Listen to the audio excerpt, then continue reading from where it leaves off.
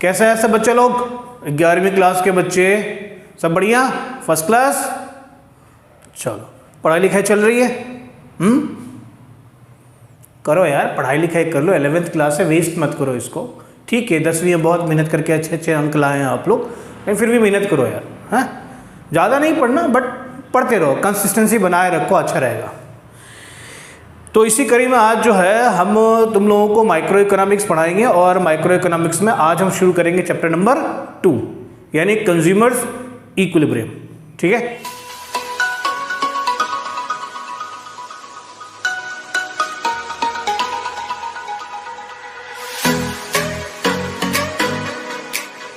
तो चलो शुरू करते हैं बच्चा पार्टी। कंज्यूमर्स इक्विलिब्रियम, देखो इसमें दो शब्द हैं। ये कंज्यूमर इक्विलिब्रियम जो चैप्टर है ना, ये दो शब्दों से बना हुआ है, एक तो कंज्यूमर और दूसरा इक्विलिब्रियम। तो पहले दोनों को समझते हैं अपन लोग। कंज्यूमर, यहाँ पर मैं दो शब्द और बोलूँगा, है ना, एक और शब्द बोलूँगा इसमें।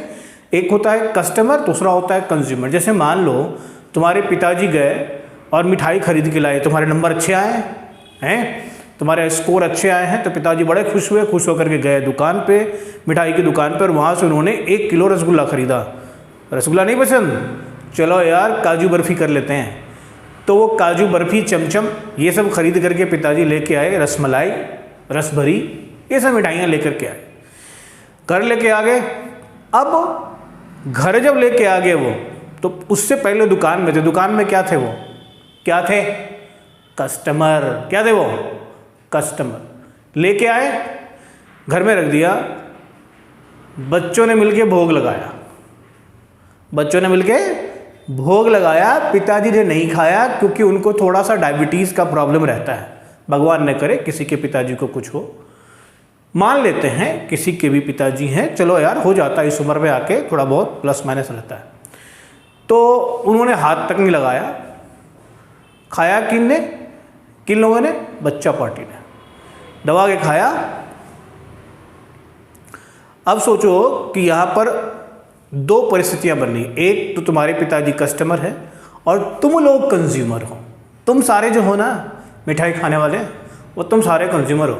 ठीक, अगर पिताजी ने भी खा लिया होता तो पिताजी कस्टमर और कंज्यूमर दोनों होते। तो क्या ध्यान में रखना है? कंज्यूमर का मतलब वो जो खरीदे और कंज्यूम करे गुड्स एंड सर्विसेज को, उसको हम कंज्यूमर करें। खरीदे तो तब कस्टमर हो, लेकिन कंज्यूम भी करते हो तो तुम कंज्यूमर भी हो गए।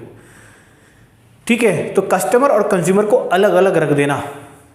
समझ में आ रही बात? हाँ, तो चलते हैं भैया चैप्टर पे पहुंचते हैं। और यहाँ पर कुछ टेक्स्ट मैंने लिखा है, उसको तुम लोग देखो ध्यान से। मैं तुम लोगों के लिए टेक्स्ट हमेशा रखता हूँ, कुछ ना कुछ मैं तुम लोगों के लिए लिख के रखता हूँ, है ना। वो मटेरियल मैं तुम्हारे साथ शेयर करता हूँ ताकि तुम वीडियो के साथ साथ उस टेक्स्ट को भी देख पाओ। जो मैं बोलता हूँ वो तो सुनो ही, तुम्हारे पास रहे ही, और साथ साथ जो टेक्स्ट मैं डेवलप करता हूँ तुम्हारे लिए, वो भी तुम्हारे काम में आ जाए और तुम वहाँ से भी पढ़ सको। मैंने क्या लिखा? A consumer is one who buys and consumes goods and services for satisfaction of wants. क्या लिखा मैंने? Who buys and consume. तो ये दो वर्ड अभी अभी मैंने बोला, इसको ध्यान में रखना है। बाई भी करता है और कंज्यूम भी करता है तो कंज्यूमर होगा। खाली बाई करता है कंज्यूम नहीं करता, कस्टमर होगा। फिर एक ही व्यक्ति कस्टमर कंज्यूमर दोनों हो सकता है, खरीदता भी और कंज्यूम भी करता है। ठीक है ना। इक्विलिब्रियम, दूसरा शब्द इसमें क्या है? इक्विलिब्रियम। इक्विलिब्रियम का मतलब होता है अरे वाह मजा आ गया, इससे जरा से भी ज्यादा होगा तो मैं गया, इससे कम पे अभी भी चाहत बनी हुई है, तुम्हारी अभी भी चाहत बनी हुई, थोड़ा और थोड़ा और थोड़ा और। अब यहाँ पहुँच गए, अब इससे ज़्यादा मम्मी मिठाई नहीं खा सकता, अब हो गया, अब मैं जरा सा भी खाऊंगा ना तो सारा बाहर निकल जाएगा। उस पॉइंट को, उस स्पॉट को इक्विलिब्रियम बोलते हैं, जिसको हम बोलते हैं ultimate satisfaction, maximum satisfaction, point of no return. ये सब शब्द हम उसको देते हैं। टेक्स्ट भी लिख दिया मैंने, point of ultimate satisfaction, point of no return. Now अब इस बात को समझना है कि यार तुमको एक कंज्यूमर इक्विलिब्रियम को समझाने के लिए हमने दो अप्रोचेस लिए हैं तुम्हारे क्लास में। पहला अप्रोच है यूटिलिटी अप्रोच और दूसरा है indifference curve approach. Utility approach को हम कार्डिनल यूटिलिटी अप्रोच भी कहते हैं और जो इंडिफरेंस कर्व अप्रोच है उसको हम ऑर्डिनल यूटिलिटी अप्रोच भी कहते हैं। पहला जो कि यूटिलिटी कार्डिनल यूटिलिटी अप्रोच है, उस कार्डिनल यूटिलिटी अप्रोच के जनक पिता जो भी कह लो वो है मार्शल। और दूसरा जो इंडिफरेंस कर्व अप्रोच है यानी ऑर्डिनल यूटिलिटी अप्रोच है, उसके जनक हैं पिता है हिक्स। ठीक है, तो हम पहले वाले को मार्शलियन अप्रोच भी बोलते हैं और दूसरे वाले को हिक्सियन अप्रोच भी बोलते हैं। फिर टेक्स्ट पे आ जाते हैं। Two approaches to study consumers equilibrium are utility approach that is cardinal approach, Marshallian approach भी बोलते हैं इसको, और इंडिफरेंस कर्व अप्रोच जिसको ऑर्डिनल अप्रोच या हिक्सियन अप्रोच भी कहते हैं। तो सर यूटिलिटी अप्रोच यानी कार्डिनल अप्रोच जिसमें हम यूटिलिटी को नंबर देते हैं। कार्डिनल मतलब जब हम यूटिलिटी को नंबर यानी सैटिस्फैक्शन यूटिलिटी अप्रोच, या मान लो कि तुम अब ये जानो कि सर ये यूटिलिटी क्या होता है। यूटिलिटी मतलब होता है किसी भी वस्तु का आपके वांट को सेटिस्फाई करने की जो क्षमता होती है उस क्षमता को हम यूटिलिटी कहते हैं, उपयोगिता। ठीक है ना, तो यूटिलिटी का मतलब want satisfying power of a commodity. ठीक है, तो मैंने यहां पर लिखा यूटिलिटी का मतलब want satisfying power of a commodity. इसका मतलब क्या हुआ, इट मीन्स मान लीजिए आप कोई भी पैसा खर्च करते हो किसी कमोडिटी पे और उस कमोडिटी की आपके वांट को सेटिस्फाई करने का पावर है, तो आप क्या पैसा खर्चा करो, है ना, to derive that particular satisfaction या what satisfaction you have realised, you have derived out of consumption of a particular commodity in terms of, अगर मैं बात करूं मनी, है ना, तो when he is willing to spend money on a stock of commodity which has the capacity to satisfy his wants. What I wrote it means realize satisfaction to a consumer, यानी consumer ने कितना satisfaction उससे derive किया जब उसने पैसे खर्च किए किसके ऊपर, कमोडिटी के ऊपर। कितना सेटिस्फैक्शन उस कंज्यूमर ने रियलाइज किया जब उसने पैसे खर्च करे किस पे, उस पर्टिकुलर कमोडिटी पे। अब ये बात समझिए कि ये जो सेटिस्फैक्शन होता है ना, ये पीपल टू पीपल वैरी करता है। अब तुमको एक सेब खा के संतुष्टि मिल सकती है, मुझे 3 सेब खाने के बाद संतुष्टि आती है।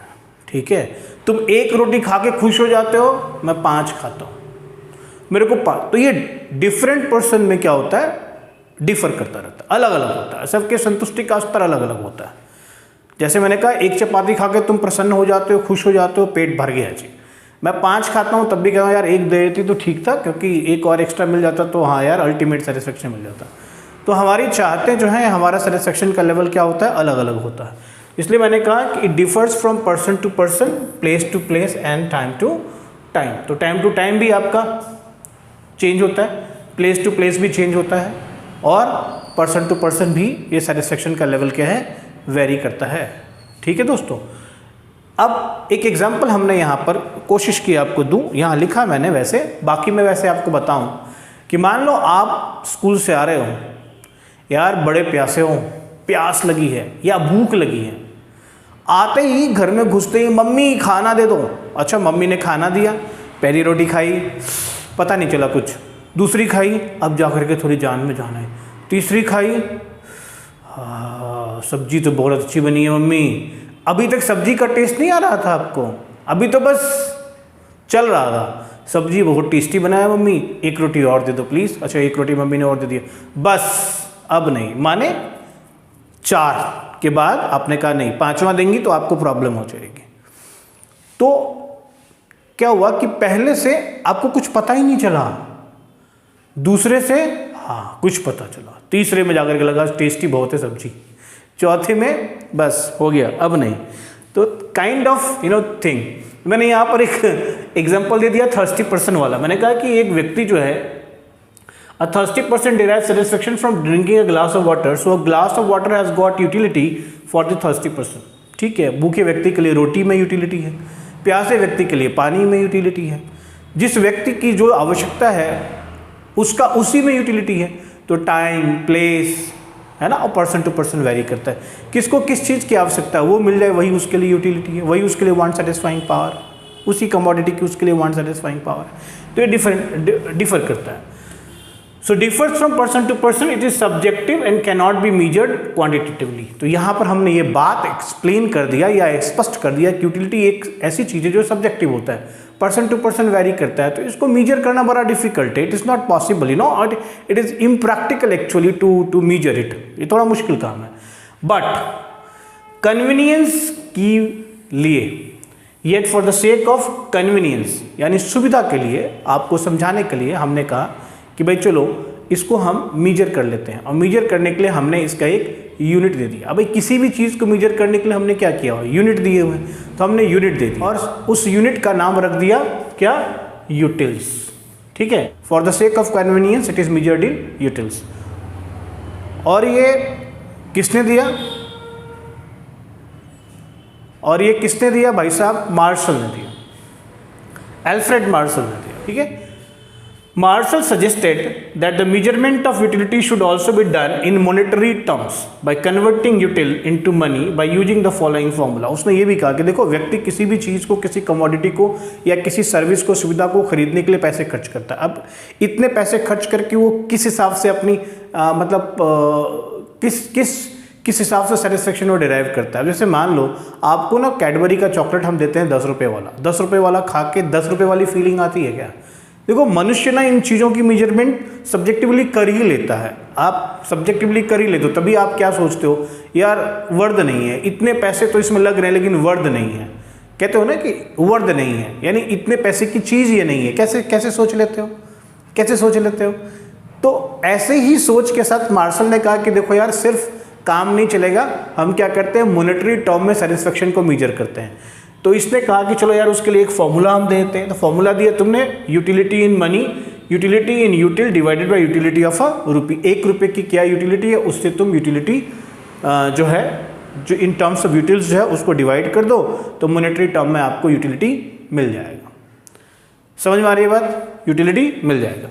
सो utility of rupee can be assume to be any number such that 1 2 3। मान लेते हैं कि किसी 1 रुपये की यूटिलिटी 2 यूटिल है, या 1 रुपये की यूटिलिटी 3 यूटिल है, कुछ भी ले सकते हैं आप। 1 रुपये की यूटिलिटी कुछ भी ले सकते हैं, 2 3 4 वट एवर यू वांट, और उसको ही टोटल यूटिलिटी से डिवाइड कर देंगे तो मॉनेटरी टर्म में यूटिलिटी वो निकल जाएगा। यानी ऐसे समझो कि अगर 1 रुपये बराबर 2 यूटिल्स हैं, है ना, और सेटिस्फेक्शन मैंने कहा कि यार 16 यूटिल्स हैं, तो 16 यूटिल्स को मॉनेटरी टर्म में अगर तुमको कन्वर्ट करना हो कि मनी के फॉर्म में, मॉनेटरी टर्म में अगर इसको कन्वर्ट करना हो तो तुम क्या करोगे, 16/2 कर दोगे। यानी 8 रुपये के बराबर ये जो 16 यूटिल है, ये जो 16 यूटिल है, इसकी मॉनेटरी टर्म में जो यूटिलिटी है वो 8 रुपये के बराबर है। बात समझ में आ गई? सीधी सीधी बात है, ज़्यादा लंबा चौड़ा नहीं, ज़्यादा एक्सप्लेनेशन नहीं, सिंपल सीधे भाषा में समझो। 1 रुपये बराबर 2 यूटिल ले लो, 1 रुपये बराबर 4 ले लो, तो जितना भी यूटिल्स तुमको मिला है, सेटिस्फेक्शन मिला है किसी चीज़ को कंज्यूम करके, उसको तुम उससे 1 रुपये की जितनी यूटिल उसे डिवाइड कर दो, तो मॉनेटरी टर्म में यूटिलिटी निकल गई। That is it. समझ में आ गई बात? सिंपल सी बात है। अब पढ़ते हैं हम लोग टोटल यूटिलिटी। अच्छा, यूटिलिटी को तुम देखो ऐसे, तुम यहाँ पर मैं तुमको समझाता हूँ कि ये जो यूटिलिटी है ना, इस यूटिलिटी को हमने 2 पार्ट में बांट दिया, 2 तरीके से समझाने की कोशिश की। एक हमने ले लिया टोटल यूटिलिटी और दूसरा हमने ले लिया मार्जिनल यूटिलिटी। ठीक है दोस्त? तो एक हमने क्या ले लिया, टोटल यूटिलिटी, और दूसरा हमने क्या ले लिया, मार्जिनल यूटिलिटी। तो यूटिलिटी को हम 2 पार्ट में, 2 शाखाओं में विभाजित करते हैं। एक हो गया टोटल यूटिलिटी, दूसरा हो गया मार्जिनल।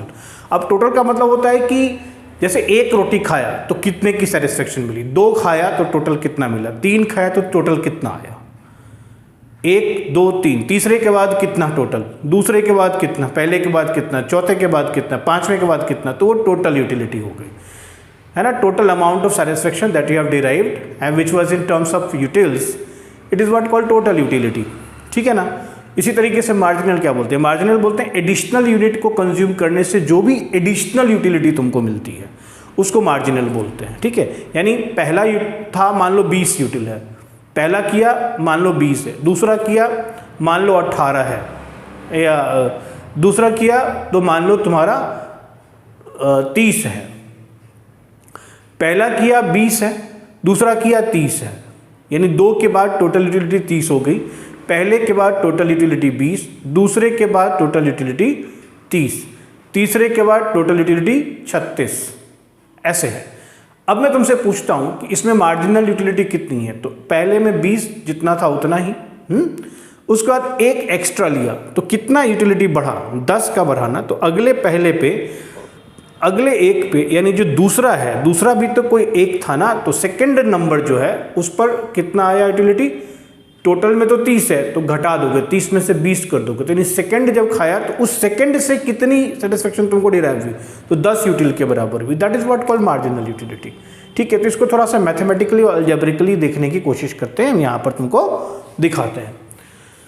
तो मैंने कहा कि भाई टोटल यूटिलिटी क्या है, sum total of all the utilities that a consumer derives from the consumption of a certain amount of a commodity, यानी टोटल की बात हम करते हैं। तो फॉर्मूला हमने दिया TUN equal to MUN MU2 MU3 plus MUN whatever, या TUN equal to sigma MU। ध्यान से देखना है, देखो पहले से 20 और 2 किया तो 30, इसको ऐसे भी तो लिख सकते हो। मैंने कहा पहले से 20, 2 किया तो 30, ये TU है और ये यूनिट्स हैं।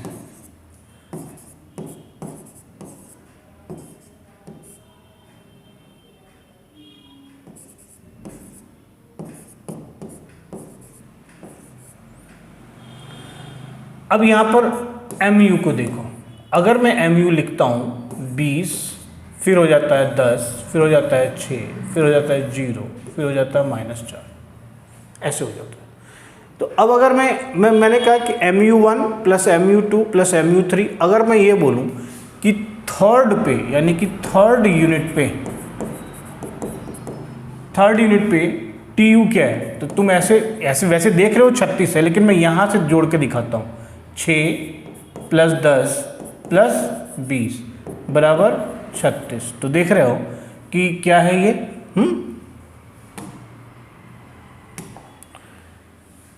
जो 36 यहाँ है वही 36 क्या है, यहाँ है। तो क्या देखा तुमने, थर्ड की टोटल यूटिलिटी निकालने के लिए तुम MU को प्लस करते जाओ तो भी टोटल यूटिलिटी निकल जाती है, वैसे ही निकलती है। तो फॉर्मूला मैंने ये बताया आपको कि TU is equal to MU1 plus MU2 plus MU3 plus n number of units consume कर सकते हो, तो लास्ट वाले को n ले लो, या तुम इसको ऐसे भी लिख सकते हो, TUN is equal to sigma MU, total of MU is whatever on that particular commodity, है ना, with that particular commodity the total satisfaction या total utility derived is the sum total of the individual utility derived from individual units. So मैंने यहाँ पर ये भी लिख दिया यार तुम्हारी सुविधा के लिए कि TUN total utility from n units of given commodity M1 M2 MU3 MUN is the marginal utilities from first second third fourth and all। इसी तरीके से आगे हम लोग बढ़ते हैं और हम MU की बात करते हैं। तो बेटा MU इज मार्जिनल यूटिलिटी, पहले ही बता चुका हूं मैं, एडिशनल यूटिलिटी कंज्यूम करने से जो भी एडिशनल यूटिलिटी तुमको मिलती है उसको हम क्या बोलते हैं, मार्जिनल यूटिलिटी। यहाँ पर लिखा भी है मैंने, marginal utility is the addition to the total utility derived from the consumption of an additional unit of a commodity. So addition to the total utility derived from the consumption of an additional unit of a commodity. It can also be defined as the utility from the last unit of a commodity consumed. ठीक है ना, तो ये भी ऐसे भी इसको आप कर सकते हैं। और इस कॉन्सेप्ट को समझने के लिए हमने छोटा सा एग्जांपल भी यहाँ पर दे दिया, छोटा सा एग्जांपल दे दिया, कोई ऐसी बात नहीं है, बाकी तुम तो मैंने पहले भी एग्जांपल रोटी वाला दे दिया है। Now suppose a consumer gets total utility of 10 from consumption of 1 orange and 18 utils from 2 oranges. ये देखो कि ये जो तुमने यहाँ पर फॉर्मूला मैंने लिया, इस फॉर्मूले को जो तुमने लिया, इस फॉर्मूले को और इस एग्जांपल के साथ इसको देखने के लिए मैं क्या कर सकता हूँ, मैंने जैसे मान लो ये फॉर्मूला यहाँ लिखा MUN equal to TUN minus TUN minus 1। तो अब जैसे मान लो मैंने एक एग्जांपल ले लिया, यहाँ पर देख लो, मैंने ले लिया यूनिट्स और मैंने ले लिया TU और यहाँ ले लिया मैंने MU। तो यूनिट्स मान लो 1 है, 2 है, 3 है, TU मान लो 10 है, फिर 18 है, फिर 24 है, MU मैं कहता हूँ 10 है, 8 है और 6 है। तो इस फॉर्मूले का, ये जो फॉर्मूला है ना, इस फॉर्मूले का इस्तेमाल करके तुम कैसे निकाल सकते हो, प्रैक्टिकली पूछता है इसलिए बता देता हूँ मैं। मान लो तुम निकाल रहे हो mu3, तो tu3 माइनस tu3 माइनस 1। क्यों? क्योंकि जो n है, n जो है वो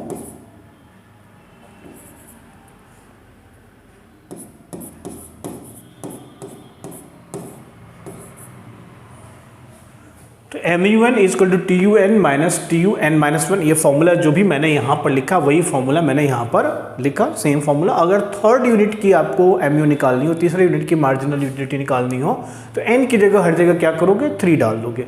और फिर TU3 देखो, मैंने TU3 क्या लिया हुआ है, 24, तो 24 ले लिया, माइनस TU2 क्या लिया हुआ मैंने, 18 लिया हुआ, 18 ले लिया, तो MU3 कितना निकल गया, 6।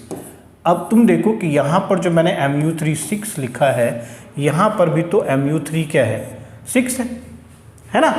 तो इस तरीके से समझ में आ गया। अब देखो दूसरा फॉर्मूला भी मैंने यहाँ पर लिखा कि MU इज इक्वल टू, एक और फॉर्मूला MU का लिखा, MU is equal to sigma TU upon sigma X लिख सकते हो या सिग्मा Q लिख सकते हो, कोई ऐसी प्रॉब्लम नहीं है, Q भी लिख सकते हो। और यहाँ पर मैंने X लिखा है, यहाँ पर तुम सिग्मा डेल्टा क्यू लिख सकते हो। MU is equal to delta TU upon delta Q, I am sorry sigma नहीं, MU is equal to delta TU upon delta Q, change in TU upon change in Q. अब जरा यहाँ पर देखो, अगर मैं MU3 की बात कर रहा हूँ तो चेंज इन डेल्टा TU क्या है, TU में चेंज क्या है, TU में चेंज क्या है, 24 में से 18, 6, ठीक, यानी 3 पे TU 24 है।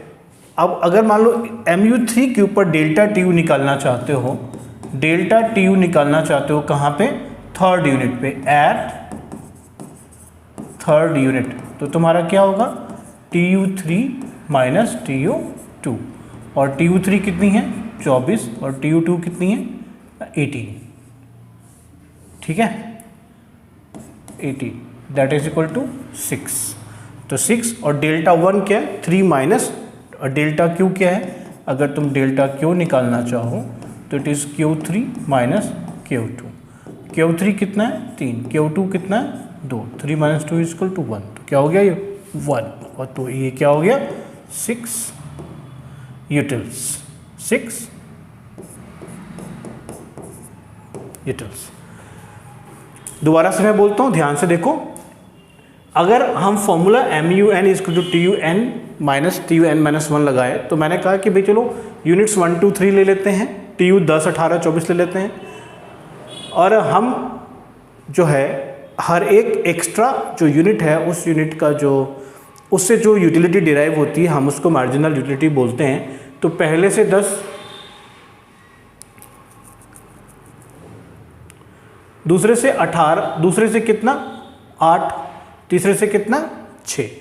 ऐसा मैंने कैसे लिखा, ऐसे मैंने क्यों लिखा और कैसे लिखा, तो ये सिंपल सी बात है कि मैंने पहले का जितना TU होगा उतना ही MU होगा, दोनों एक यूनिट है, एक यूनिट से जो भी यूटिलिटी टोटल डिराइव होती है वही उसकी उस फर्स्ट यूनिट की वही मार्जिनल यूटिलिटी भी होगी। जब 2 यूनिट तुमने कंज्यूम कर लिया तो टोटल तुम्हारी 18 हो गई, लेकिन सेकेंड वाले की कितनी हुई, तो सेकेंड माइनस फर्स्ट का TU माइनस कर दो, निकल जाएगा 8। ऐसे ही 24 माइनस 18। लेकिन मैंने कहा कि यार चलो तुम अगर ये फॉर्मूला अप्लाई करके निकालना चाहो तो फॉर्मूला सिंपली अप्लाई कर दो MUN, और मैंने कहा कि n की जगह 3 ले लो, तो TU3 minus TU3 minus 1, TU3 minus TU2, 24 minus 18, MU3 is equal to 6 आ गया। दूसरा फॉर्मूला ही मैंने कहा कि MU is equal to delta TU upon delta Q ले लो, तो तुमने delta TU upon delta Q शरीफ बच्चे की तरह ले लिया। तो delta TU is equal to TU3 minus TU2, अगर थर्ड यूनिट पे लेना है, तो फिफ्थ यूनिट पे लेना है तो TU5 माइनस TU4, हमेशा याद रखना है TU5 माइनस TU4, या क्वेश्चन में जो भी TU बोल रहा हो, समझ में आ रही बात। अगर TU7 दिया हुआ और TU9 दिया हुआ हो और 9 पे तुमको MU निकालना हो, तो TU9 माइनस TU7 करोगे, समझ में आ रही है बात। और फिर जो डेल्टा क्यू होगा वो 2 होगा, ओके, 9 माइनस 7 2, और फिर तुम्हारा जो है MU निकलेगा। तो इस तरीके से आप अप्लाई करेंगे तो 24 माइनस 18 6 हो गया। डेल्टा क्यू, इसको डेल्टा क्यू है, ये आपका डेल्टा क्यू है is equal to Q3 minus Q2 minus 2 is equal to 1। इसी को आपने यहाँ पर डाल दिया तो 6 यूटिलिटीज निकला। तो चाहे आप कोई भी फॉर्मूला यूज करें क्या निकलेगा, MU सेम निकलेगा। तो TU MU समझ में आ गया, वेरी गुड। अब हम क्या करते हैं बच्चों, तो जो रिलेशनशिप है टोटल यूटिलिटी और मार्जिनल यूटिलिटी के बीच का एक रिलेशनशिप, उस रिलेशनशिप को हम लोग समझने की कोशिश करते हैं, ठीक है, कि इन दोनों के बीच में क्या रिलेशनशिप है। तो इसके लिए हम क्या करेंगे, एक टेबल ले लेंगे और टेबल लेने के बाद उसका एक ग्राफ बनाएंगे और ग्राफ बनाने के बाद हम जो है डिसाइड करेंगे कि भैया क्या इसके बीच में रिलेशनशिप है, उस रिलेशनशिप को समझेंगे, ठीक है। चलो आगे बढ़ते हैं। तो रिलेशनशिप के लिए मैंने क्या किया, एक छोटा सा यहाँ पर टेबल ले लिया, ठीक है। इस टेबल को थोड़ा सा छोटा कर देते हैं तो तुमको देखने में आसानी होएगी। ये टेबल ले लिया, हमने कहा कि देखो हमने एक वस्तु ले लिया ऑरेंज, तो ऑरेंज को कंज्यूम करने के लिए तुम्हारे पास में क्या है, ऑरेंज को कंज्यूम किया 0 1 2 3 4 5 6 ऑरेंजेस हमारे हैं। MU हमने ले लिया 0 पे कुछ नहीं, अरे कुछ नहीं खाओगे तो क्या सेटिस्फेक्शन डिराइव करोगे, कुछ भी नहीं। पहले पे 10, दूसरे पे 8, तीसरे पे 6, चौथे पे 2, पाँचवें पे 0 और छठे पे -2। मैंने कहा TU equal to sigma MU होता है, तो पहले पे 0 पे तो 0 ही होगा, पहले पे 10, दूसरे पे 10 + 8 18, 18 + 6 24, 24 + 2 26, 26 + 0 26 और 26 - 2 24। अब अगर तुम यहाँ पर ध्यान से देखोगे ना मेरे बच्चों, तो यहाँ से अगर यहाँ से यहाँ तक देखोगे तो यहाँ पर क्या होता जा रहा है, TU इंक्रीज 10 18 24 26, यहाँ पर TU क्या होता जा रहा है, इंक्रीज होता जा रहा है। तो तुम इस इलाके में देखोगे यानी कि 0 से लेकर के और 4 तक, 0 से लेकर के 4 यूनिट तक अगर तुम देखोगे तो तुम्हारी TU क्या होती जा रही है, बढ़ती जा रही है।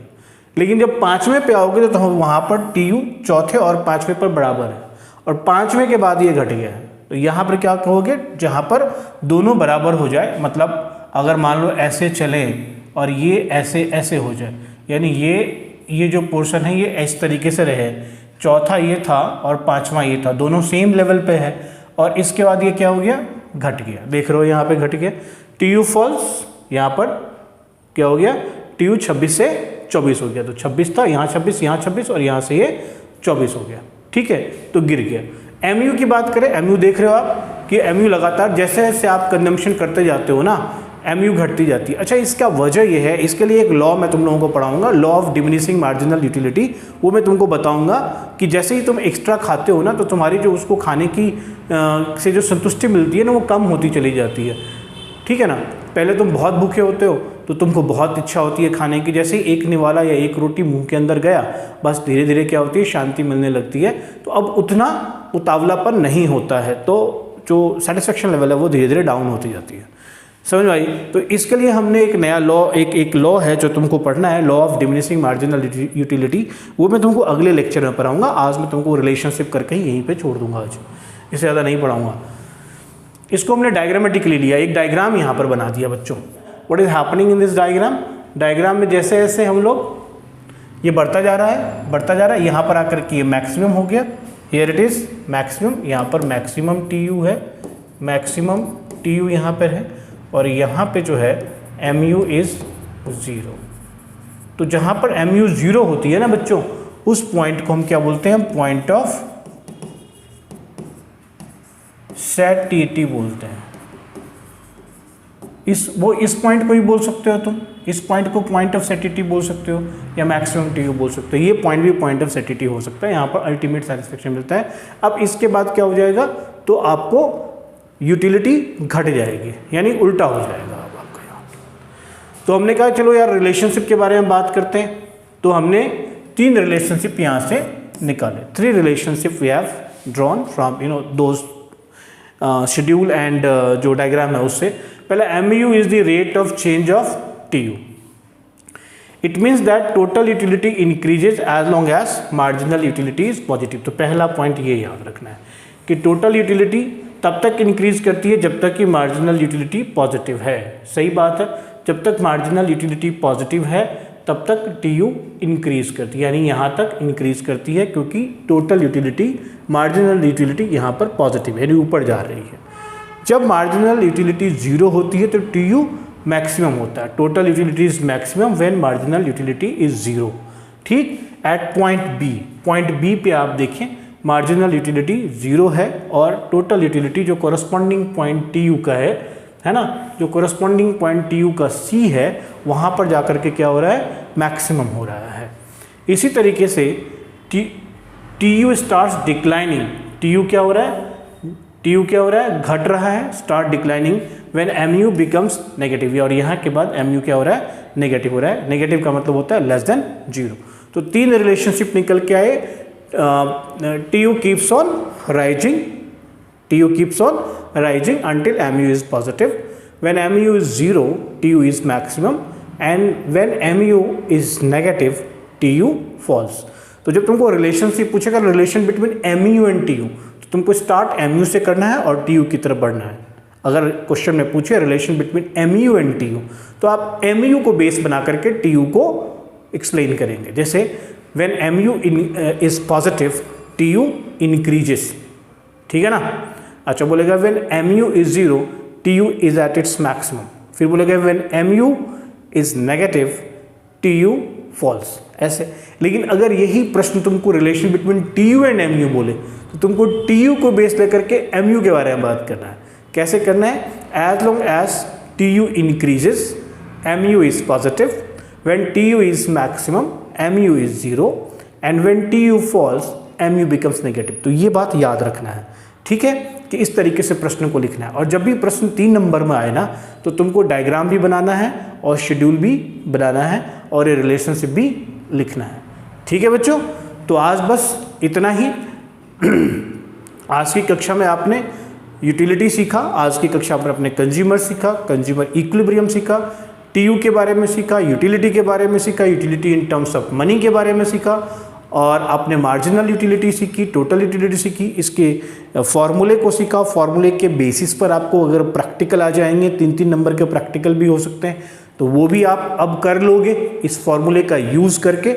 और यहाँ एक बात याद रखना, जब भी कभी प्रैक्टिकल करना ना, तो यूजिंग फार्मूला जरूर नीचे में लिख देना, तभी तुमको मार्क्स मिलेंगे, अदरवाइज नहीं मिलेंगे, ठीक है। तो इन चीज़ों का ध्यान में रखना, और रिलेशनशिप तो खास करके बहुत ही इंपॉर्टेंट है इसमें, और तो इसको याद रखना, ठीक है। आज के लिए बस इतना ही। Thank you very much. जय हिंद, जय भारत, बाय गाइस।